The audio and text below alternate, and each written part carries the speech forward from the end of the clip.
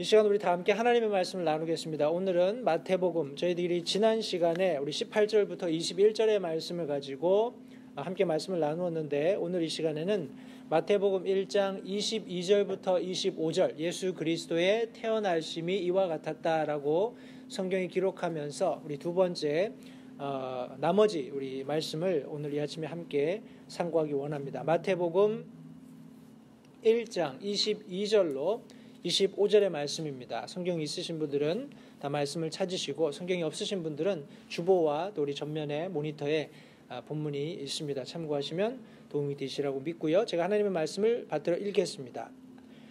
이제 이 모든 일이 일어난 것은 주에 관하여 대언자를 통해 말씀하신 것을 성취하려 하심이라. 이르시되 보라, 처녀가 아이를 베어 아들을 낳을 것이요 그들이 그의 이름을 임마누엘이라 하리라 하셨으니, 이것을 번역하면 우리와 함께 계시는 하나님이라는 뜻이라. 이에 요셉이 잠에서 깨어 일어나 주의 천사가 자기에게 지시한 대로 행하여 자기 아내를 데려오고, 그녀가 그녀의 맏 아들을 낳기까지 그녀를 알지 아니하다가 낳음에 그의 이름을 예수라 하니라. 오늘 본문의 말씀을 가지고 우리 지난 시간에 이어서 예수 그리스도의 태어나심이라는 제목 두 번째 시간을 함께 본문의 말씀을 가지고 교훈 나누기 원합니다. 말씀을 위해서 잠시 기도하겠습니다. 하나님, 복된 주일을 다시 한번 감사합니다. 저희들 아무 자격이 없었지만 하나님의 은혜로 우리가 구원받게 하시고, 예수 그리스도 안에서 참으로 측량할 수 없고 말로 다 형언할 수 없는 각양 좋은 복들을 우리가 받아 누리도록 크신 은혜와 긍휼을 베풀어 주신 하나님께 이 시간 다시 한번 감사와 찬양을 돌려드립니다. 하나님, 우리에게 향하신 하나님의 그 놀라우신 사랑이 참 너무나 크고 놀라워서 그것을 다 말로 형언할 수 없어서 우리가 우리의 삶을 하나님 앞에 드림으로써 하나님께서 우리 안에서 이루고자 하시는 일들을 이루시기를 간절히 바라는 마음으로 우리가 이 자리에 함께 모여 예배할 수 있도록 귀한 시간을 허락하신 것을 이 시간 다시 한번 감사드립니다. 세상의 삶 속에서 우리가 때때로 우리의 욕심에 따라서 우리의 정욕에 이끌려서 그릇된 판단과 또 그릇된 결정과 길들을 선택함으로써 참 하나님을 등지고 살아가는 그런 모습들을 우리가 종종 우리 삶에서도 발견합니다. 그러나 다시 한번 오늘 이 말씀 시간을 통해서 예수 그리스도께서 탄생하셔서 우리에게 가져다 주신 놀라운 복과 은혜가 어떠한 것인지를 우리가 말씀 안에서 발견하게 하시고, 또 발견된 그 놀라운 복과 은혜들로 말미암아서 감사하면서 매일 매 순간 하나님 앞에 우리 자신을 내어드리는 그런 겸손함과 하나님 앞에 자원하는 심령으로 우리의 삶을 살아서 하나님께 영광 돌리는 저와 저희 모든 LA 침례교회 성도님들이 되실 수 있도록 주님 선대하시기 원합니다. 이 말씀 시간을 하나님께서 축복하시고 우리에게 들을 귀가 있게 하셔서 하나님의 말씀을 들어서 우리가 영적으로 자라며 하나님의 은혜 안에서 풍성한 결실을 맺을 수 있는, 특별히 12월 우리 2018년 마지막 한 달이 될 수 있도록 주님 도와주시기 원합니다. 말씀을 전하는 소정을 주님께 의탁드리오니 주님께서 용처대로 사용하시고 모든 영광을 거두시기를 간절히 바라올 때 예수님의 귀하신 이름으로 기도했습니다. 아멘. 자리에 앉으십시오. 이제 12월이 시작되면 한국에서도 마찬가지겠지만 여러분들 길거리를 다니시면 캐롤도 많이 듣게 될 것이고, 이제 한국에는 이미 이제 첫눈이 왔다고 합니다. 아마 눈들도 많이 오고 하기 때문에 더 아마 연말 연시적인 그런 분위기들을 이렇게 물씬 풍기게 될 겁니다. 여러분들도 아마 그런 상황들을 많이 접하시게 되셨을 텐데, 그러나 우리 믿는 그리스도인들은 근본적으로 가장 우리 12월이 되고 크리스마스가 가까워지면 우리 예수 그리스도의 탄생을 빼놓을 수 없습니다. 그것은 가장 중요한 어떤 그리스도인의 삶에 있어서 어떤 핵심이 되는 그런 기쁨의 근간이라고 저는 개인적으로 믿습니다. 저희 그리스도인들은 개별적으로 우리가 예수님의 탄생을 기념하지는 않습니다. 성경 말씀에 의해서 예수님의 죽으심과 부활하심을 기념하는 것이 우리 근본적인 독립침례교회들의 특징입니다. 때문에 우리는 침례 예식을 통해서 예수님의 죽으심과 장사 지내심 그리고 부활하심을 우리가 믿고 확신하는 그런 예식을 따릅니다. 또 주님의 만찬을 통해서 우리를 위해서 찢기신 예수 그리스도의 살과 흘리신 보혈을 기념하면서 예수 그리스도께서 다시 오실 것이라는 그런 분명한 확신 속에 소망을 가지고 그런 우리 날들과 절기들을 기념하게 됩니다. 그러나 우리가 부득이하게 우리 특별히 이 세상이 크리스마스라는 절기를 찾고 즐기는 그런 과정 속에서 왜 그들이 이 크리스마스를 즐기는가 하는 근본적인 이유를 우리가 알고 있기 때문에 그들에게 전하는 어떤 과정으로서 우리가 크리스마스 절기를 지킨다는 것을 성도님들 먼저 잊지 마시기 바랍니다. 우리는 굳이 예수 그리스도의 탄생을 기념할 이유가 없습니다. 왜냐하면 이것은 너무나 분명히 성경 속에서 약속된 것들이고 그것이 실현된 것이기 때문에 그래요. 때문에 우리는 너무나 자연스럽게 하나님의 모든 말씀들이 이루어진다라는 그런 큰 맥락 안에서 예수 그리스도께서 이 땅에 오시고 우리를 위해 보혈을 흘리셨고 이제는 하나님의 보좌 우편에 계시면서 언젠가는 정하신 때가 되면 우리를 다시 데리러 오실 것이다 하는 분명한 소망을 갖게 되는 것입니다. 지난 시간에 우리가 함께 나눈 우리 마태복음 1장 18절부터 21절 말씀을 통해서 예수 그리스도의 태어나심이 한 사람 요셉의 생애를 어떻게 완전히 180도 바꾸었는가 하는 내용을 우리가 함께 말씀을 나누었습니다. 오늘 이 시간에는 예수 그리스도의 태어나심이 과연 어떻게 우리 삶에 영향을 미치는가, 또 하나님과의 어떤 관계에 있어서 하나님의 그런 성품에 있어서 무엇을 드러내 보이는가 하는 그런 내용의 말씀들을 이 아침에 함께 나누기 원합니다. 오늘 본문의 말씀을 다시 우리 보시면 22절 말씀에 이제 이 모든 일이 일어난 것은 주에 관하여 대언자를 통해 말씀하신 것을 성취하려 하심이다 라고 말씀하고 있습니다. 여러분, 예수 그리스도의 태어나심은 하나님의 말씀을 성취하기 위함이다 라는 사실을 잊지 마시기 바랍니다. 여러분, 특별히 우리 마태복음은 우리 예수 그리스도를 하나님의 아들로 묘사하고 있습니다. 우리 왕으로 묘사하고 있습니다. 우리 특별히 유대인들에게 이 말씀이 전해졌을 때 유대인들이 가지고 있었던 유대의 전통, 다시 말해서 하나님께서 말씀하신 그들만의 어떤 토라를 통해서 많은 대언들이 그들에게 주어졌습니다. 그러나 중요한 것은 이 말씀들이 그저 약속으로만 남아있는 것이 아니라 하나하나 실현되고 그것이 성취되었다는 것이 중요한 의미를 갖는다고 생각을 합니다. 때문에 마태는 이 자신의 복음서 예수님의 생애를 기록하면서 이 모든 되어진 일들을 되짚으면서 특별히 마태복음에 가장 많이 이것은 하나님의 말씀을 성취하시기 위함이다 라는 그런 표현을 여러 번 사용하고 있는 것을 확인할 수 있습니다.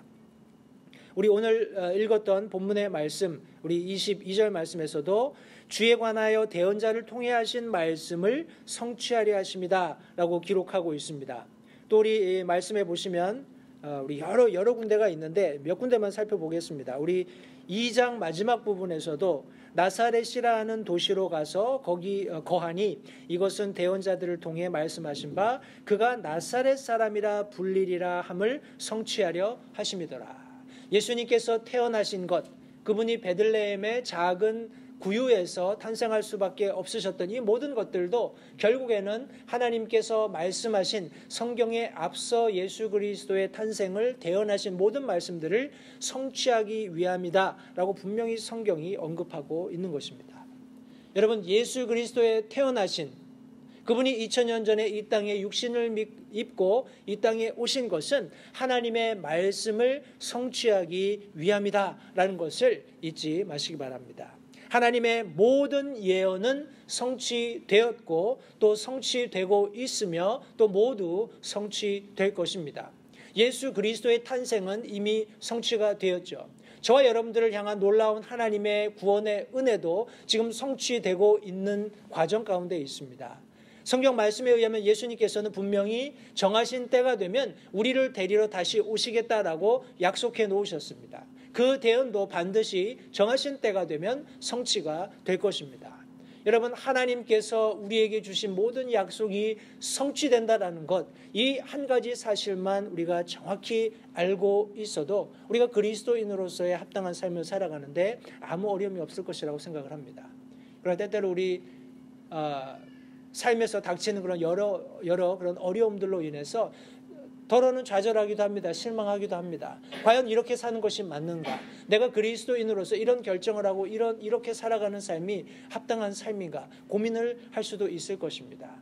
그러나 여러분, 우리의 상황 때문에 하나님의 약속이 변화되는 일은 없습니다. 우리가 어떻게 생각하든지 우리가 어떤 판단 기준을 가지고 판단하고 행동하든지 하나님이 약속하신 말씀은 불변하고 반드시 성취된다는 사실을 성도님들 잊지 마시기 바랍니다.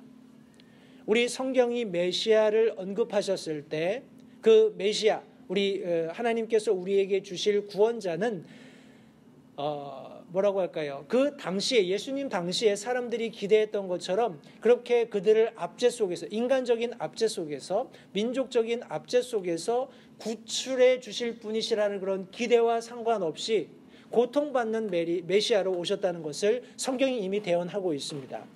우리 이사야서 53장 말씀을 같이 한번 보겠습니다. 이사야서 53장 말씀, 예수님이 태어나시기 오래전에 대언자 이사야를 통해서 예수님께서 오시면, 메시아께서 오시면 어떤 분으로 탄생하실 것인가 하는 내용을 성경에 기록하고 있습니다. 이사야서 53장 제가 1절부터 말씀을 읽겠습니다. 우리가 전한 것을 누가 믿었느냐? 주의 팔이 누구에게 나타났느냐? 그가 그분 앞에서 연한 초목같이 마른 땅에서 나온 뿌리같이 자랄 터이니 그에게는 모양도 없고 우아함도 없으며 우리가 그를 볼 때에 그를 흠모할 만한 아름다움이 없도다. 그는 사람들에게 멸시를 당하고 거부되었으며 슬픔의 사람이요 고통을 잘 아는 자라. 우리는 그를 피하려는 것 같이 우리의 얼굴을 감추었으며 그는 멸시를 당하였고 우리는 그를 귀히 여기지 아니하였도다. 라고 성경이 기록하고 있습니다. 여러분, 우리가 이 말씀에서 설명하고 있는 그라는 인물에 집중하게 되면 참으로 뭐라고 할까요? 아무 모양새도 없고 고통 알고 사람들에게 버림받는 그런 모습으로 여기 드러나 있는 것을 볼 수 있습니다. 성경은 대언서를 통해서 예수 그리스도께서 고통받는, 버림받는, 사람들에게 배척당하는 메시아라는 사실을 분명히 언급하고 있습니다. 우리 계속해서 이사야서 53장 4절부터 말씀을 읽겠습니다.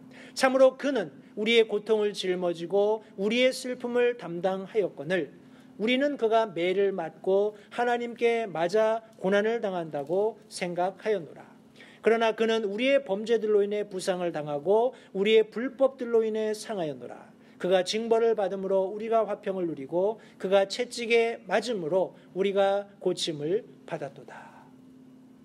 여기서 설명되고 있는 그는 우리 앞에서 2절부터 3절에 있는 말씀 속에 드러난 그와 동일한 인물입니다. 다시 말해서 메시아, 하나님께서 보내실 구원자 예수 그리스도께서는 아무 볼품이 없는, 사람들에게 배척받는, 사람들에게 버림받는 그런 대상이었음에도 불구하고 그분은 스스로 자신을 비우고 종의 몸이 되셔서 우리의 모든 죄를 그분에게 하나님이 담당시키심으로 그가 우리를 대신해서 그 죄인의 자리에서 그 모든 고통을 당하셨다고 말씀하고 있습니다. 그런데 우리 입장에서는 그가 무엇인가 잘못했으니까 사람들에게 채찍도 맞고 하나님께 버림도 받는다라고 생각을 했다는 말씀이지요. 그러나 이 말씀 속에서와 같이 그분이 징계를 받았기 때문에 우리가 화평을 누리고 그분이 채찍에 맞았기 때문에 우리가 고침을 받았다라고 성경이 말씀하고 있습니다. 그러면서 이사야서 53장 6절 말씀은 이렇게 분명히 저와 여러분들에게 말씀합니다. 우리는 다 양 같아서 길을 잃고 각각 자기 길로 갔거늘 주께서는 우리 모두의 불법을 그에게 담당시키셨도다.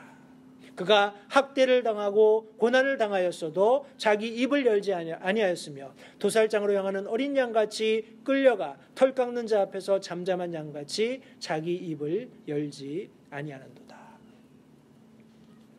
여러분, 하나님의 말씀은 우리에게 오래전에 예수 그리스도께서 어떤 모양으로 탄생하시고 어떻게 영광을 받으시고 또 어떻게 놀라운 영광으로 우리에게 다시 오실까를 분명히 설명하셨습니다.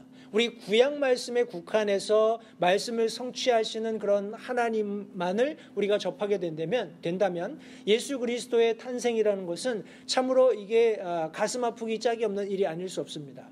그러나 그 이후에 우리 대언서들과 요한계시록이 언급하고 있는 하나님의 말씀이 성취될 일들을 우리가 염두에 두고 이 메시아를, 예수 그리스도를 생각하게 된다면 그분은 이제 고통 중에 처음 메시아로 이 땅에 오셔서 버림받고 배척받고 십자가에 피 흘려 돌아가셨다면 이제는 영광 중에 임하시는 메시아로서 성경이 분명히 대언하고 있다는 사실로 인해서 하나님 앞에 감사를 드리고 또 그 안에서 우리가 소망을 갖게 되는 것입니다.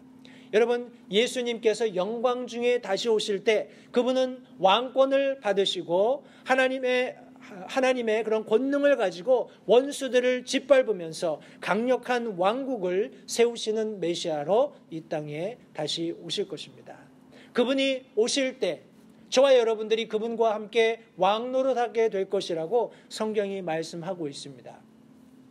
여러분, 저와 여러분들은 참 안타깝게도 시간이라는 제한 속에서 살고 있습니다. 그렇죠? 저희들은 부득이하게 과거와 현재와 미래를 나눌 수밖에 없는 그런 유약한 존재로 이 땅 가운데 살고 있습니다.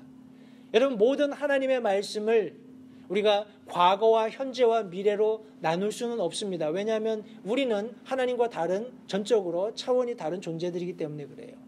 그러나 감사하게도 성경 말씀을 우리 인간의 관점에서 바라볼 때 하나님이 과거에 말씀하셨지만 그것이 어떤 과거에는 이미 성취가 되었고 앞서 설명드린 대로 지금도 성취가 되고 있고 앞으로 성취될 것이기 때문에 우리가 그 가운데서 소망을 갖게 되는 것입니다. 여러분, 메시아가 오셨습니다. 그리고 메시아가 다시 오실 것입니다. 우리는 그 중간에 하나님의 약속 사이에 놓여 있습니다. 이것을 우리는 시대적으로 교회 시대 혹은 은혜 시대라고 말하고 있습니다. 예수님께서 우리가 오셨을 때 살지 않은 것이 얼마나 감사합니까? 예수님께서 다시 오실 그때에 믿지 않는 모습으로 가령 산다면 그것이 얼마나 비참하겠습니까?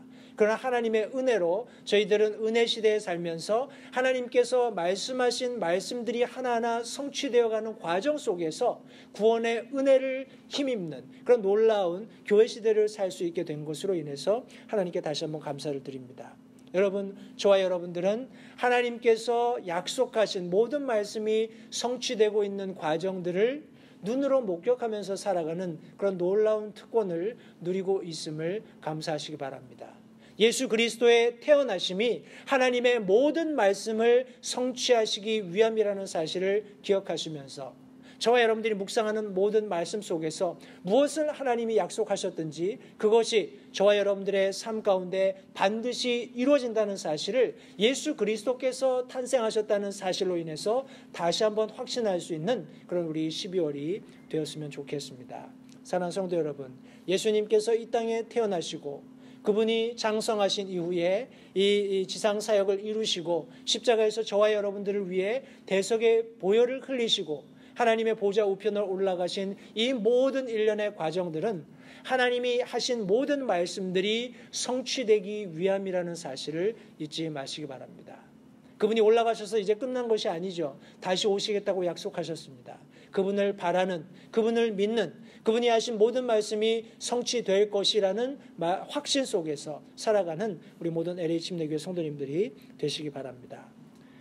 여러분, 오늘 본문을 계속 읽겠습니다. 우리 대언자의 말씀을 통해서 특별히 이사야서 7장 14절 말씀을 통해서 이 임마누엘이라는 이름을 우리 예수 그리스도께서 메시아께서 얻게 되실 것이라고 성경이 말씀하고 있습니다. 우리 이사야서 7장 14절 말씀을 같이 한번 보겠습니다. 이사야서 7장 14절 말씀입니다. 제가 읽겠습니다. 그러므로 주께서 친히 한 표적을 너희에게 주시리라. 보라, 처녀가 수태하여 아들을 낳고 그의 이름을 무엇이라고요? 임마누엘이라 하리라. 우리 마태복음은 임마누엘이라는 의미가 무엇인지를 여기 지금 설명해 놓았습니다. 23절 말씀해 보면 보라, 처녀가 아이를 낳을 것이요 그들이 그의 이름을 임마누엘이라 하리라 하셨으니 이것을 번역하면 우리와 함께 계시는 하나님이라는 뜻이다라고 그 뜻을 정확하게 해석해 놓았습니다. 우리 엘이라는 그런 히브리어가 들어간 모든 단어는 우리 하나님을 의미합니다. 그래서 우리 이스라엘, 임마누엘 아니면 사무엘 이런 엘자가 들어가는 말들 속에는 하나님이라는 의미가 담겨 있습니다. 여기 지금 성경이 말씀하는 임마누엘이라는 것은 us라는 우리라는 그런 지칭명사와 또 with라는 그런 전치사를 포함하고 있습니다. 때문에 우리와 함께 하시는 하나님 임마누엘 이렇게 우리가 번역할 수 있겠습니다.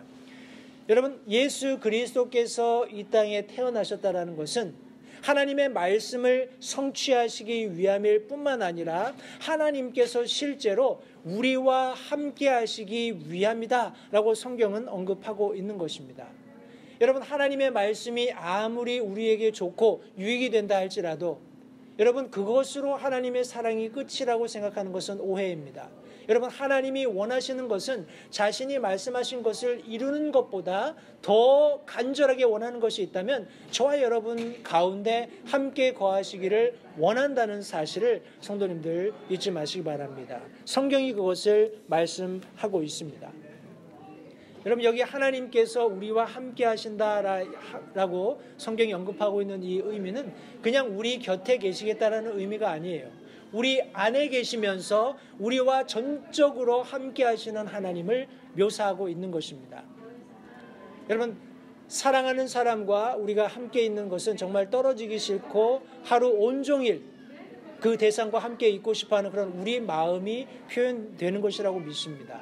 여러분, 하나님께서 하나님으로서 창조주로서 우리와 함께하기 원한다라고 말씀하셨을 때 그분은 하나님으로서 실제적으로 우리 안에 거주하실 수 있는 탁월한 능력이 있으신 그런 분이시라는 것을 우리 알 수 있습니다.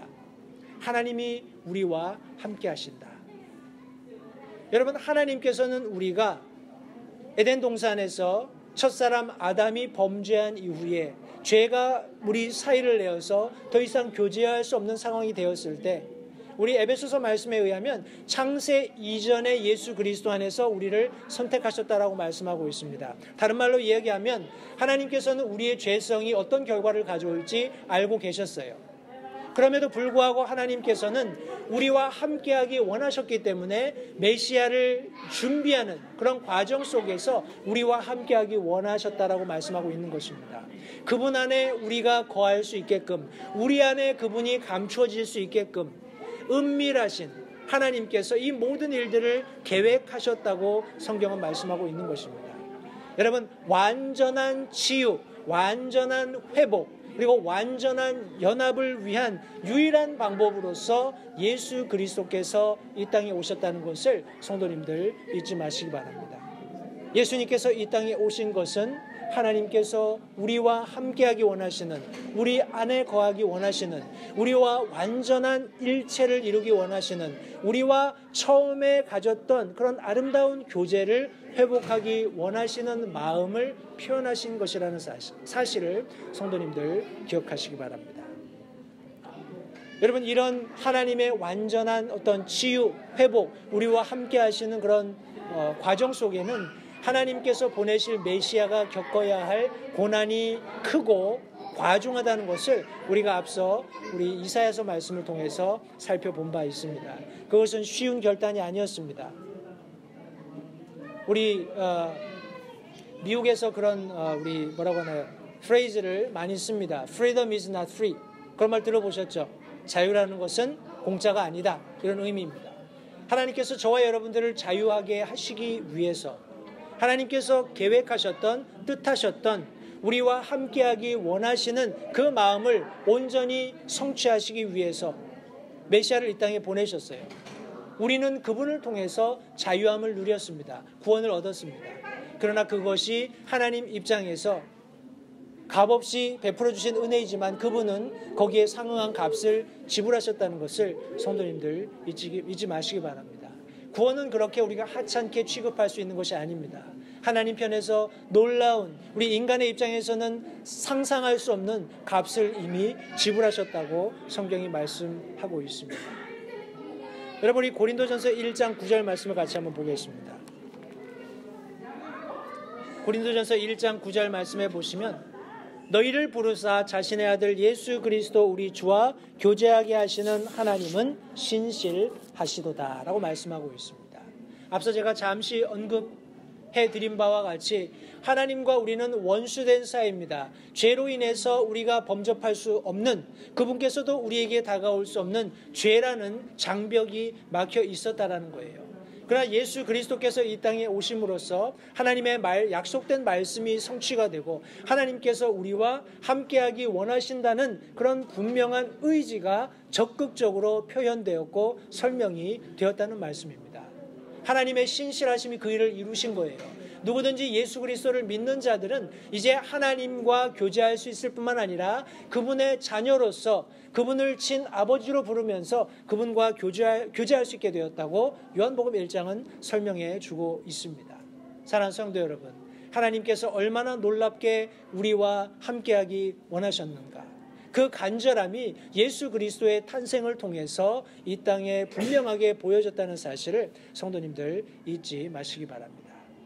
골로새서 1장 22절 말씀에서는 이제는 그분께서 너희를 그분의 눈앞에서 거룩하고 흠 없고 책망할 것이 없는 자로 드리려고 죽음을 통해 자기 육체의 몸으로 화해를 이루셨다라고 말씀하고 있습니다. 예수 그리스도께서 저와 여러분들을 대신해서 십자가에 달려 피 흘려 죽으심으로써 이제 우리가 하나님의 눈앞에서 거룩하고 흠이 없고 책망할 것이 없는 자로 드러날 수 있다라고 말씀하고 있는 것입니다. 우리와 함께하기 원하시는 하나님은 우리의 죄로 인해서 우리가 하나님 앞에 나갈 수 없는 연약한 존재라는 것을 아셨기 때문에 메시아를 예비하셔서 그분을 이 땅에 보내심으로써 또 그분이 저들의 죄들에서 저들을 구원할 자로서 왔음에도 불구하고 저들 손에 버림받고 저들 손에 십자가에 못 박히는 그런 비참한 치욕을 맞았음에도 불구하고 그분이 흘리신 보혈로 말미암아서 저와 여러분들이 죄 씻음을 받고 이제는 하나님 앞에 거룩하고 흠이 없고 책망할 것이 없는 모습으로 드러날 수 있게 저와 여러분들에게 구원의 은혜를 베풀어 주신 것입니다. 여러분, 우리가 받은 구원의 은혜가 참으로 놀랍습니다. 이 구원의 은혜를 특별히 우리 이 12월을 맞으면서 예수 그리스도의 탄생을 기억하는 이런 절기를 맞으면서 다시 한번 깊이 깨닫고 감사하는 12월이 되었으면 좋겠습니다. 여러분, 창세기의 근본적인 목적, 개인적으로 제가 믿기로는 하나님께서 에덴을 창설하시고 그 가운데 아담과 하와를 두시고 자신의 모든 피조물들을 아담의 그런 어떤 권위 아래 놓으시고 그가 하나님의 능력을 발휘하는 하나님의 그런 아름다운 그런 성품을 창조물들 가운데 영향력을 끼치는 그런 과정 속에서 하나님이 그와 교제하는 그런 아름다운 모습을 갖기 원하셨다. 교제를 갖기 원하셨다는 것이 제가 보는 창세기의 그런 아름다운 모습입니다. 그런데 그들이 죄와 범접함으로써 죄에 가까이 감으로써 죄의 영향력 아래에 놓이고 결국 죄가 죽음을 이 땅에 가져옴으로써 우리가 하나님께 나아갈 수 있는 하나님께서 처음에 의도하셨던 그런 교제를 지속할 수 있는 그런 관계에 어려움을 가져왔던 것을 성경이 말씀하고 있습니다. 그럼에도 불구하고 하나님께서는 첫사랑을 다시금 회복할 수 있는 그런 놀라운 길을 예수 그리스도를 통해서 열어놓으셨습니다. 여러분이 세간에 근묵자흑이라는 말이 있습니다. 혹 들어보셨나요? 우리 검은 데 가까이 가는 사람들은 검게 된다. 이런 표현입니다. 우리 영어 표현을 빌린다면 closeness is likeness 이런 표현이 있습니다. 우리가 누군가와 무엇인가와 가까이 하게 되면 그 사람처럼 혹은 그것처럼 변한다 하는 그런 의미가 있는 것입니다. 여러분, 오늘 여러분들의 삶을 한번 되돌아보시기 바라요. 하나님께서는 우리와 함께 하시기 원해서 예수 그리스도께서 이 땅에 오셔서 피 흘려 십자가에 돌아가시는 그런 메시아를 이 땅에 구속자로서 보내주시는 그런 길을 선택하셨습니다. 오늘 저와 여러분들은 하나님과 함께하기 원하는 그런 열정 때문에 여러분 어떤 희생을 지금 치르고 있습니까? 우리는 모든 세상 삶에서 편한 것을 추구합니다. 어려움이 없기를 바라고 어떤 컨플릭트도 허용하지 않으려고 하는 그런 안일함 속에 살고 있는지도 모르겠습니다. 여러분, 우리 존 폭스의 피 흘린 뭐라고 하나요? 순교사, 또 우리 존 캐롤 박사님, 제가 퍼스트 네임을 잘 모르겠습니다만 그분이 기록했던 피 흘린 발자취, 이런 모든 성경을 기반으로 한 믿음을 가지고 있었던 사람들의 발자취를 우리가 뒤쫓아가면 그들은 값을 지불했습니다. 그들은 그들의 신앙을 지키기 위해서 싸웠습니다. 그들은 주님과 함께하기 원하는 열정으로 인해서, 열망으로 인해서 그분의 말씀을 지켰고, 그분이 허락하신 믿음을 지켰고, 그분이 허락하신 그런 그리스도인으로서의 유산을 지키고 보존하기 위해서 목숨을 바쳤다라는 거예요. 오늘날 저와 여러분들은 우리와 함께하기 원하셔서 예수 그리스도를 이 땅에 보내주셨던 하나님을 향하여서 하나님과 함께하기 원하는 그런 열망 때문에 우리는 과연 어떤 대가를 치르고 있습니까? 저와 여러분들의 삶을 다시 한번 되돌아볼 수 있기를 바랍니다. 오늘 본문의 말씀을 통해서 우리 세 번째로 예수 그리스도의 태어나심은 믿고 행하게 하시기 위한 하나님의 사랑의 표현이었다는 것을 우리가 함께 교훈으로 배울 수 있습니다. 여러분 24절 25절 말씀, 제가 지난주에도 이 말씀을 잠시 인용을 했습니다만 말씀해 보시면, 이에 요셉이 잠에서 깨어 일어나 주의 천사가 자기에게 지시한 대로 행하여 자기 아내를 데려오고 그녀가 그녀의 맏아들을 낳기까지 그녀를 알지 아니하다가 낳음에 그의 이름을 예수라 하니라. 여러분 요셉에게는 선택의 여지가 있었습니다. 잠자다가 꿈속에서 천사가 말한 이런 모든 내용들, 자기가 성경적으로 알고 있었던 내용일 수도 있고 전혀 생소한 내용일 수도 있을 것입니다. 그리고 자기가 너무 오래 집중해서 이 문제를 생각하고 있었기 때문에 아마 잡생각이 들어서 이런 엉뚱한 결과를 자기가 얻게 됐다 이렇게 아마 치부할 수도 있는 내용이었을 거예요. 그러나 그가 잠에서 깨어나서 천사가 자기에게 지시한 대로 행했다라고 말하고 있습니다. 실제적으로 가서 그와 정혼했던 마리아를 데려왔습니다. 마리아는 이미 요셉과 정혼한 상태이지만 성령으로 말미암아서 아기를 배고 있는 그런 상태였어요. 여러분 이것은 결코 쉬운 결정이 아닙니다. 하나님께서 내 삶에서 무엇을 원하시는가를 우리가 하나님의 말씀을 통해서 전해 듣게 되었을 때 요셉처럼 우리가 얼마든지 갈등할 수 있습니다. 그러나 요셉은 믿음을 가지고 그 믿음을 실천했다라고 성경은 기록하고 있습니다. 자기가 꿈속에서 들었던 모든 천사의 말이 하나님으로부터 주어진 것이다라는 믿음이 있었기 때문에 그는 기꺼이 임신하고 있었던 아직 결혼하지 않은 그런 정혼만 했던 마리아를 데려올 수 있었다라는 거예요. 또 그녀가 임신한 것이 성령으로 되었다라는 분명한 천사의 음성을 그가 들었기 때문에 그녀와 동침하지 않고 마리아가 배었던 아기가 만삭이 될 때까지 기다렸다가 그 아기가 출산하게 되었다고 성경이 말씀하고 있습니다. 여러분 그런 대략 한 10개월 정도 되는 기간이 흐르면서 아마도 요셉은 많은 생각을 했을 것입니다. 그리고 그 아이에게 내가 의미 있게 생각하는 어떤 이름을 줄 수도 있었을 거예요. 그런데 우리 꿈속에서 천사가 들려준 것과 같이 그의 이름이 예수라고 지칭될 수밖에 없는 이유가 그가 자기 백성을 그들의 죄들에서 구원할 것이기 때문이다라는 분명한 말씀에 의거해서 그는 그 아이가 태어났을 때 그 아이를 예수라고 지칭하게 되었습니다. 이름을 지어준 거예요. 여러분 우리 장명하는 것이 그렇게 쉬운 일이 아닙니다. 그죠? 우리가 아이들이 태어나면 그 아이가 잘 되라고 하나님께 귀하게 쓰임받고 또 세상에도 이렇게 좀 유력한 그런 인물이 되라고 좋은 이름을 어떻게든지 지어주려고 합니다. 그런데 요셉은 자기가 결혼해서 태어날 그런 아이에 대해서 이미 하나님으로부터 그 아이의 이름을 받고 있는 상태였어요. 자기에는 선택권이 없습니다. 그저 순종해야만 했습니다. 그런데 성경은 요셉은 모든 하나님께서 하신 말씀을 믿고 그 믿음대로 행했다라고 성경에 기록하고 있는 것입니다. 여러분 오늘 우리가 함께 나눈 말씀 속에서 예수님께서 이 땅에 태어나신 것은 하나님의 말씀을 성취하시기 위함이다라고 말씀하고 있습니다. 또 이런 하나님의 말씀이 성취되는 모든 과정 속에서 하나님은 우리와 간절히 함께하기 원하시고 계신다고 성경이 말씀하고 있어요. 여러분 이 말씀이 과연 우리 요셉이라는 인물 또 마리아라는 인물에게만 국한될 것일까요? 그렇지 않습니다.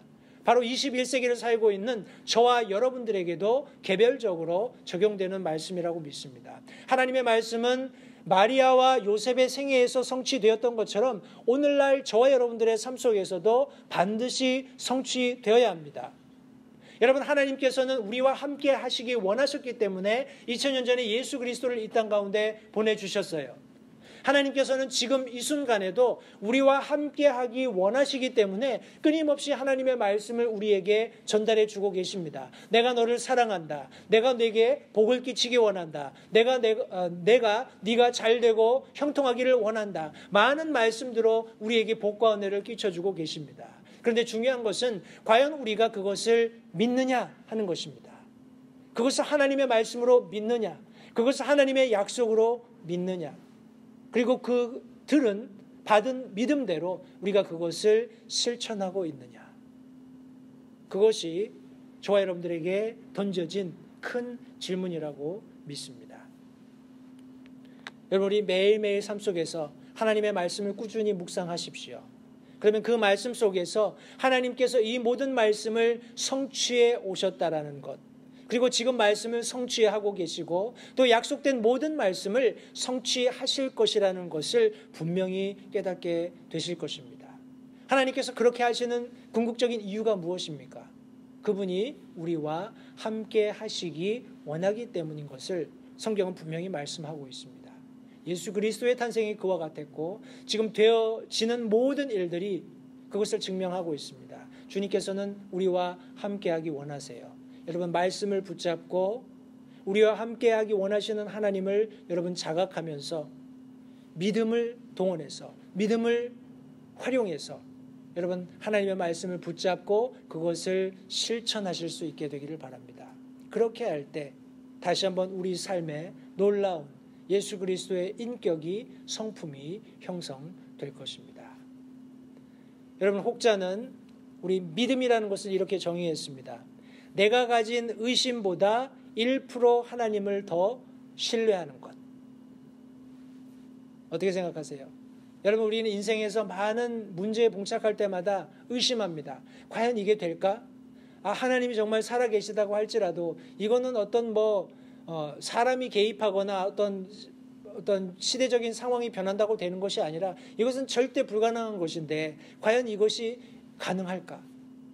여러분, 그런 여러분들이 가진 의심보다 1%만 더 하나님을 신뢰할 수 있다면 여러분들은 믿음을 갖게 될 것입니다. 여러분, 성경에서 그와 같은 많은 과정들이 있었습니다. 제가 여기 학교에서 아이들과 우리 성경 클래스를 진행을 합니다. 거기에 지금 이제 우리 민수기, 여호수아 이제 성경을 공부하고 있는데 여러분 한번 생각해 보십시오. 여호수아가 이제 모세의 사후에 이스라엘 백성들을 이끌고 하나님께서 약속하셨던 약속의 땅 가나안을 들어가기 위해서 이제 여리고성에 다다랐습니다.